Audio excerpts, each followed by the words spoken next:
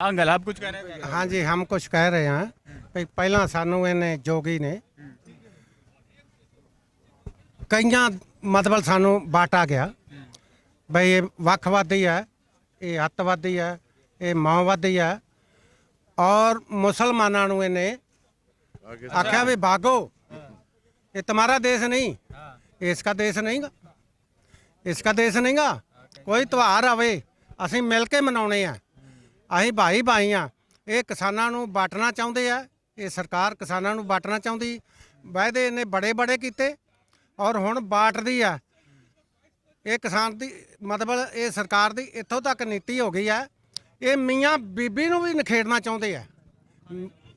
ਹੁਣ ਮੀਆਂ ਬੀਬੀ ਨੂੰ ਇਹ ਨਖੇੜਨਾ ਚਾਹੁੰਦੇ ਆ ਵੀ ਇਹ ਬੱਚੇ ਬੁੜੇ ਇਹ ਘਰ ਨੂੰ ਜਾਏ, ਔਰਤਾਂ ਘਰ ਨੂੰ ਜਾਣ। ਕਿਉਂ ਜਾਣ? ਔਰਤ ਦਾ ਹਿੱਸਾ ਨਹੀਂ ਵਿੱਚ, ਔਰਤ ਧਰਨਾ ਨਹੀਂ ਲਾ ਸਕਦੀ, ਔਰਤ ਆਪਦੇ ਆਦਮੀ ਦੇ ਨਾਲ ਨਹੀਂ ਆ ਸਕਦੀ, ਸਭ ਆ ਸਕਦੇ ਆ। ਤੋ ਐਸਾ ਹੈ, ਇਹ ਸਾਨੂੰ ਬਾਟਣੇ ਦੀ ਕੋਸ਼ਿਸ਼ ਨਾ ਕਰੇ। ਕਿਸਾਨ ਸਭ ਇਕੱਠੇ ਆ। ਇਹ ਕਹਿੰਦੇ ਵਾਅਦਾ ਇਹ ਕਰਿਆ ਜਦ ਪਹਿਲੀ ਵਾਰ ਸੱਟੇ ਤੇ ਆਇਆ 2014 ਚ, ਤੇ ਇਹਨੇ ਆਖਿਆ 14 ਦਿਨਾਂ ਦੇ ਅੰਦਰ ਅੰਦਰ ਗੰਨੇ ਦਾ ਭੁਗਤਾਨ ਹੋਵੇਗਾ। ਤਾਂ ਦੇਖੋ ਅਜੇ ਪਿਛਲੇ ਸਾਲ ਦਾ ਵੀ ਅਜੇ ਭੁਗਤਾਨ ਖੜਾ ਹੈ और पर्ची ਤੇ 0-0 ਆਉਂਦਾ। हमको क्या मालूम है 100 रुपया देगी सरकार कि 150 देगी? कोई साड़ी लिखती नहीं आ रही, कोई गारंटी नहीं, वो लिखती नहीं आ रही। अगे पर्ची आती साड़ी गन्ने की, हुण पर्ची नहीं आती। और रिसिप्ट मैं ढूंढ रहा था, अगर आप में से किसी के पास हो वो जो गन्ने का, मैं सुनने में आया कि उस पर रेट नहीं मिल रहा है। पर्ची यहाँ है नहीं ना, पर्ची ते रेट पर्ची नहीं है। मैं तो 15 दिन हो गए थे इतने आया धरने ते। किसी के पास बिना पर्ची कौन लागा, हो जाएगी जेब में डाल कर। तो हमको पक्का मालूम है, पर्ची घरे तो है, तो पक्का मालूम है भाई मतलब नहीं लिखत नहीं आती, 0-0 लिख के आता 0-0। तो हमको क्या पता 100 रुपया देंगे 150 देंगे। तो अगे पर्ची आती सी तो उस पर 6 दिन किसान गन्ना तला सकता है। हुण मतलब ਜਿਹੜੇ पुराने बजुर्ग है वो अनपढ़ है, वो मैसेज आता है तो हम तो मैसेज ना ये भाई साहब देख पाएगा ना हम देख पाएंगे, बिल्कुल चिट्टे अनपढ़। तो इसको पुराने कानून ते ही गन्ने की पर्ची आनी चाहिए, रेट ला के घलना चाहिए। MC मिले, किसान उठने वाला नहीं, इत्थे ही मरेगा, इत्थे ही सड़ेगा, किसान कभी नहीं पीछे हटेगा। ये तीनों कानून वापस करे तो किसान को दुखी ना करे। तो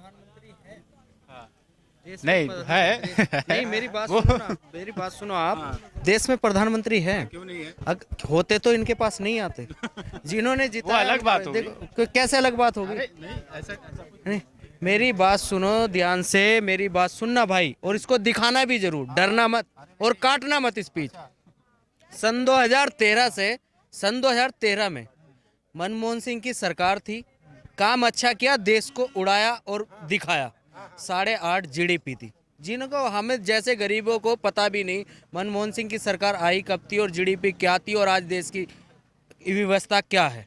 ठीक है, सरकार भी इनकी, देश भी इनका, हम भी इनके, पुलिस भी इनकी, प्रशासन भी इनका, मिलिट्री भी इनकी, सब कुछ इनका, मीडिया भी इनकी। हमारा क्या है? कुछ नहीं है। होना चाहिए तो सब कुछ हमारा चाहिए। देश के जनता के मालिक, जो देश के मालिक हैं वो जनता है, जो देश के मालिक है वो जनता है। मोदी जी को, प्रधानमंत्री जी को हमने किराए पे बैठा रखा है, सैलरी देते हैं हर महीने, पहले अपनी सैलरी काट लेते हैं, फिर हमारी बची खुची रकम भी खा जाते हैं। हमारी सैलरी, अपनी सैलरी काट लेते हैं, बची खुची रकम भी खा जाते हैं। इस देश में कोई भी आदमी ऐसा नहीं है जो टैक्स नहीं भरता है। फिर वो उद्योगपतियों, एक किसान की कमाई 10,000 रुपये है, एक किसान की कमाई 10,000 रुपये है, तो उसकी आज 20,000 रुपये कमाई क्यों नहीं हुई? अडानी की कमाई मोदी सरकार आने से पहले 2 अरब का मालिक था, आज कैसे 12 अरब का मालिक हो गया? अंबानी और अडानी, हमें इस बात का भी समस्या है, हमें समझाना चाहिए कि आप जो है उद्योगपतियों को तो बढ़ाते जा रहे हो, गरीब को ठोकते जा रहे हो। 57 दिन से यहाँ पे धरना चल रहा है, एक भी दिन प्रधानमंत्री को एहसास नहीं हुआ कि जिन लोगों ने मुझे वोट दी, सपोर्ट दिया और अंधविश्वास करके मेरे को प्रधानमंत्री बनाया और जिताया, तो मैं उनसे जाके मिलूं या उनकी समस्या का हल निकालूं? नहीं निकाल सके। 40,000 करोड़ रुपए उनके कैबिनेट के मिनिस्टर तो मिल रहे हैं ना आप लोगों से? 40,000 करोड़ रुपए क्यों उन्होंने किसानों से बुझे बिगर ले लिए और ये कानून बना दिया? क्यों बना दिया? अगर किसानों के हित में नहीं है तो वापसी करो, किसान कह रहे हैं तो लागू करो, नहीं कह रहे हैं तो वापसी करो। देश के मालिक किसान आप किराए पे रखे हो, हमने 5 साल के लिए रखा है, हमारी मर्जी थी हमने 10 साल कर दिया, हमारी मर्जी थी हमने 10 साल कर दिया। आप 5 साल के लिए आए थे, 5 साल में आपने कुछ नहीं करा, तो आप 10 साल में क्या करके दिखा रहे हो? और दूसरी बात यह है, इसका देश का जो मालिक है वो आम जनता ही है। हमारे देश के जो मालिक है वो आम जनता ही है, अंबानी नहीं है, मोदी जी नहीं है, योगी जी नहीं है, सिर्फ हमने किराए पे बैठा रखे हैं, हम इनको तनख्वाह देते हैं, हम इनसे ज़्यादा आप पूरा कॉन्स्टिट्यूशन लेके घूम रहे हैं? जी हाँ, ये पूरा भारत का संविधान है। इसमें लिखा ही है भारत का संविधान, यानी पूरे देश का संविधान। पुंछ जहाँ से हमारा हिंदुस्तान का बॉर्डर लगता है, वहाँ से लेके कन्याकुमारी तमिलनाडु तक, कच्छ गुजरात से लेके जहाँ तक हमारा बॉर्डर जाता है वहाँ तक, और कोहिमा नागालैंड तक, जहाँ तक कोहिमा से आगे तक जहाँ तक हमारा बॉर्डर है, ये पूरे देश का संविधान है। और इस संविधान में लिखा है न्याय, सामाजिक, आर्थिक, राजनीतिक, बराबरी के साथ साथ समानता, ये इसकी उद्देशिका में लिखा है। और आर्टिकल 14 में लिखा है इक्वलिटी बिफोर लॉ, कानून के सामने सब बराबर हैं। जब कानून के सामने सब बराबर हैं, जो 80 से 85% जनता इसके विरोध में आ गई, क्यों आई? तो हमें इसकी जड़ को पकड़ना पड़ेगा कि आखिर जड़ क्या है। ऊपर से तो हम पेड़ की पत्तियां काट रहे हैं, लेकिन असल जड़ में नहीं घुस रहे हैं कि जड़ क्या है। अब हमें जड़ पकड़ना पड़ेगी। तो मैंने जब जड़ पकड़ने की कोशिश करी तो मुझे ये पता लगा कि जो हमारे केंद्रीय कृषि मंत्री हैं, उन्होंने सारे प्रदेशों के कृषि मंत्रियों की बैठक नहीं बुला के सहमति नहीं ली। और दूसरी बात मैं ये कहना चाहता हूँ कि हमारे जो प्रधानमंत्री हैं, जब उनके पास संसदीय कार्य मंत्री ने किसानों के ये 3 बिल रखे थे, विधेयक, उस वक्त ये कानून नहीं थे, तो उस वक्त राष्ट्रपति, उस वक्त प्रधानमंत्री को सारे मुख्यमंत्रियों का सम्मेलन, वजीर आलाओं का सम्मेलन बुलाना चाहिए था, जो प्रधानमंत्री ने नहीं बुलाया। ये भी उनकी गलती है। सवाल ये है कि इतनी बड़ी बड़ी 2 गलतियां करने के बाद भी ये बिल संसद में रख दिया गया, लोकसभा राज्यसभा से पास भी हो गया। अब क्या किया जाए? इस आंदोलन को तो 52 दिन हो गए।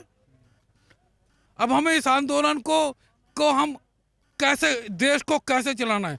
तो किसान जो है भारत की रीढ़ की हड्डी है। Farmer is a backbone of India. तो प्रधानमंत्री को चाहिए जो उनके विशेष अधिकार हैं, डिस्क्रिशनरी पावर, उसका इस्तेमाल करें।